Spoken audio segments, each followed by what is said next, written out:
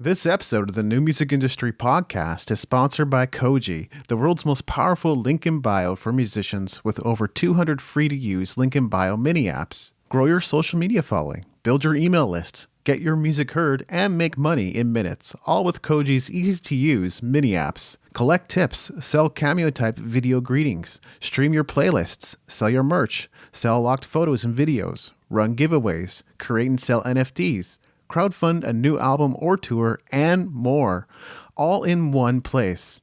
Oh yeah, and it's free to use. No subscription fees, no upgrade required for extra customization or to sell files and to access analytics. It's free, so do your music career a favor. Join the over 180,000 who are finding success with Koji. It's easy. Head to koji.to/new music industry podcasts. That's koji.to/new music industry podcast and get your free Koji account today.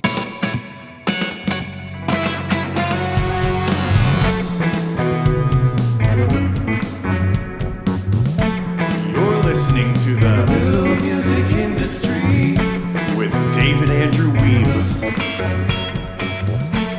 Hey, it's David Andrew Weeb. In this episode, we're going to be looking at 5 types of clients to avoid in music. This should be a fun one because I'll even be sharing some of the details of my own client disaster stories. And if you have any of your own client disaster stories you'd like to share, drop us a line at musicentrepreneurhq@gmail.com. With that, let's get into it. Client type number 1. I needed this done yesterday. There are those who will come crying to you at the last minute in all seriousness saying, I need a rush job. For example, it could be an artist who has all their recording done, but because they weren't thinking ahead or they're already behind on timelines, they will ask you to rush their album artwork. This is exactly the situation I found myself in many years back. My partner gave me the lead on the project because it was my contact, so I had to deliver. We rushed the designs and got them out to the CD manufacturer as soon as we possibly could. But this type of client has other attributes that makes them difficult. For one, they don't care about the details. Even if there was a misprint on the liner notes, they probably wouldn't bat an eye. They only care about the project being done, and yesterday. While the client's CD was being manufactured, I got a grave phone call from them, which nearly turned hostile. They asked me, "Where are the CDs? You told me they'd be done today." I said no such thing, but after I gathered my composure, I had to explain to him how business days work, which pacified a potentially volatile situation. I still misquoted him on the contract though, so I ended up eating some cost on the project. Ultimately, no money was made. Can you still work with this type of client? Though not ideal, there are still ways of making this type of agreement work. You'll probably want to charge a substantial rush fee to account for errors that stem from the pressure this type of client is going to put you under. You're also going to want to keep in regular communication about the project, something you're not going to want to do because this client takes themselves a little too seriously and aren't fun people to deal with. Client number 2 asks questions about everything. Some clients want to know how everything works, as well as why you're doing things the way you're doing them. Why are you sending an email right now? What's the strategy behind it? Is there a reason why you rewrote that lyric? Do you really think the guitars should be mixed that way? They don't care about trade secrets. It's more like they're a 12-month-old who just learned to talk and can't stop asking why about everything. Now, this is distinct from the type of client who wants to be involved with everything. I know people like that, and the relationship can totally work if they reward you handsomely for your work and you set proper expectations with them. No, this is the type of client that no matter how many times you've explained the terms of the contract or why you're charging a fee or why websites need to be renewed each year, always come back to you requesting explanations for every decision made. I had a client like this who I decided to cut off after a few years. It was a small contract and I was only breaking even on it, so there wasn't anything in it for me. Once I started charging for time spent in correspondence, the client rapidly backed out of the contract. Can you still work with this type of client? Yes, you can still work with them. They're probably one of the most benign types of clients on this list. Constantly having to refresh them on the details of the jobs is exhausting though, so you'd better have structures in place for that. But that's assuming they agree to your fees in the first place. This type of client is either tight with money or doesn't feel like they have much to spend on needed services. If your rates are low, you may attract clients like this. Otherwise, they will either complain about your fees and try to negotiate or avoid your services completely, which is not a problem. Client number 3, everything is wrong. Some clients have unrealistic expectations, or they have different expectations once you've entered into a new agreement. It's understandable that if you're charging a higher fee, they might want more from you, right?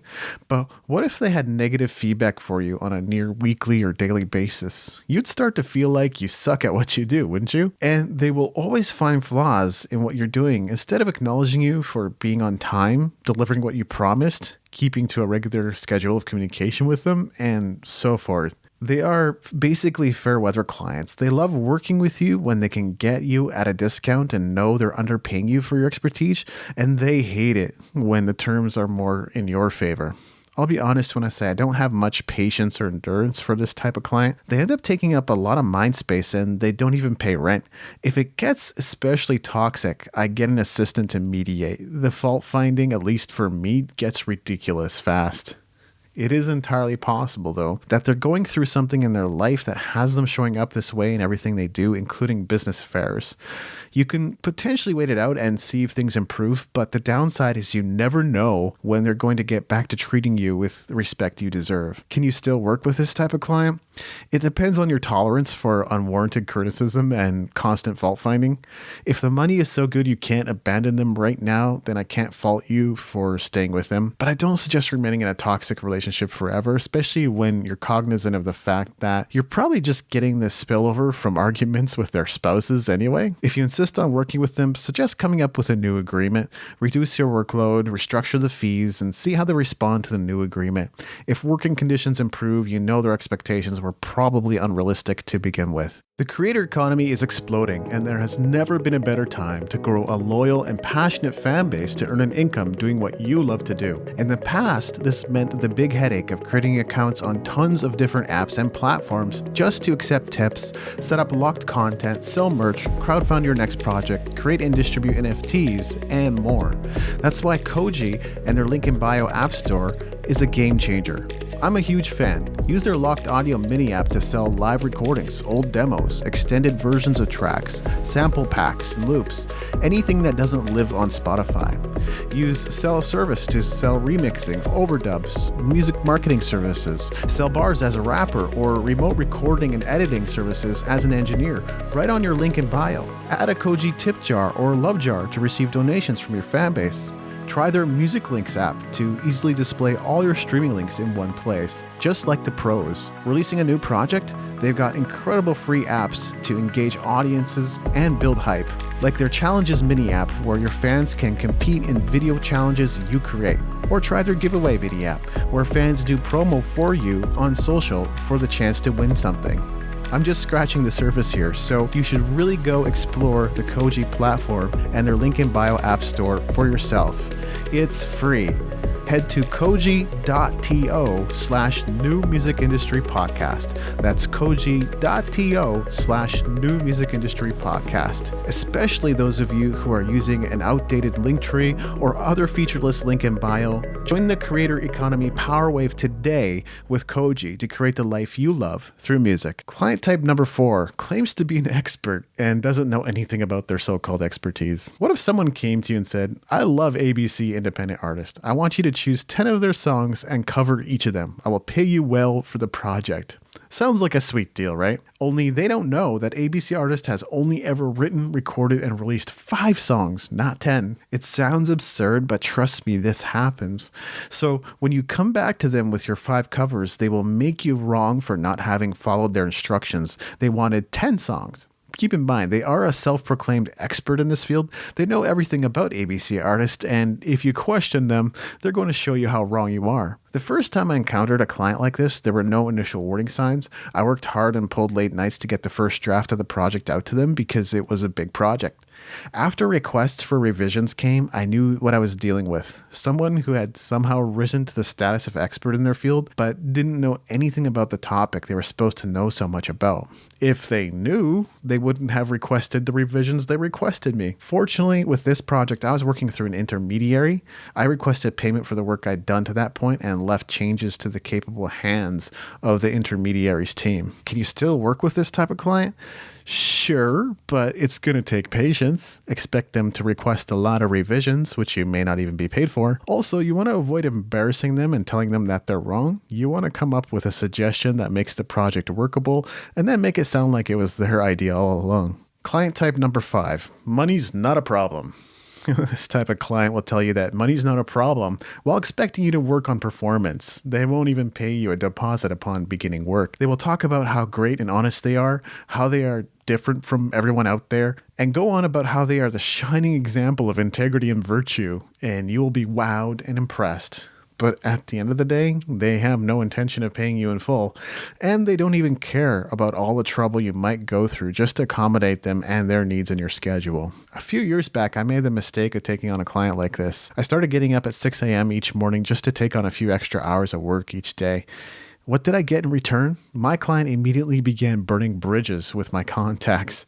I told them that when you're just getting started in PR, if someone so much as asks you what your favorite hamburger is, you answer them. Plenty of people who know nothing about anything are featured on radio and TV newscasts daily and are made to sound like experts. But no, this client's great virtue and pride would not allow him to talk to someone with a different philosophy on life. I learned my lesson on this one and cut ties with him as soon as humanly possible. Can you still work with this type of client? If you take on a client like this, you should either expect to earn a fraction of your quote or nothing at all. I don't suggest arguing with the money's not a problem type. It won't get you anywhere. After all, they don't think their poop stinks. I took on a client like this recently, and in the first few calls, he cut my expertise down to size, saying he didn't even need to hire me and that he could do it all the work himself. I'm not expecting to make money on this contract. I'm doing it as a favor, but rarely will you find me associating with this type of person. Eventually, they push most people away. My recommendation, stay away from these types at all costs. And here's your episode summary. The first client type to avoid is one that needed it done yesterday. If you can accommodate rush jobs, adjust your margins to make money on the contract, and set expectations with this type of client, you can still be successful. But if you can't dedicate the time and attention needed to complete the contract speedily, don't bother. The second client type is like a child who can't stop asking why. They don't care about your process, but they are critical of it. They don't have trust, and that trust can be built by constantly reassuring them and giving them timelines. But even then, sometimes they will prove difficult to work with. The third client type has it that everything is wrong. There is no satisfying them, no matter how well you execute. They will find fault with everything. The fourth client type is pretty sure they know better than you do, even if they haven't done their homework. This is often problematic in new and emerging fields, like NFTs, that only have a small established presence. Prepare for constant revision requests, which you will not be paid for if you intend to work with them long term. The fifth client type is convinced they are smarter and better and more talented than anyone. When push comes to shove, the fake gold plating always starts to peel off, but they will never own up to that. These clients are difficult to work with, and you should never take on a long-term project with them. Even if you do take on a short-term project, you should not expect to be compensated fairly for your work. With each client type, there usually is a way to make things work, but I don't recommend trying to maintain a long-term relationship with client types number 3 and number 5. Your profitability will suffer because much of your time and energy will go towards putting out fires with them. If you're doing a lot of client work, consider adopting a red rope policy, as Michael Port suggests in his book, Book Yourself Solid. Some people shouldn't even get through your filters in the first place. Your pricing strategy makes a big difference here because some people just won't pay certain amounts. And when you charge more, the quality of your clients tends to go up. And you can also do quick interviews with your prospects before even taking them on. So I've often been asked whether it's even possible to make an income in music these days. Look, I know full well that streaming royalties often don't add up to much, but that doesn't mean you can't make an income from your music. It just means you need to be able to look at things from a bit of a different perspective. In my free training, Music Money Machine, I talk about 2 powerful methods you can use to earn on your releases. Learn more at musicentrepreneur.hq.com/machine. This has been episode 263 of the New Music Industry Podcast. I'm David Andrew Weeb, and I look forward to seeing you on the stages of the world.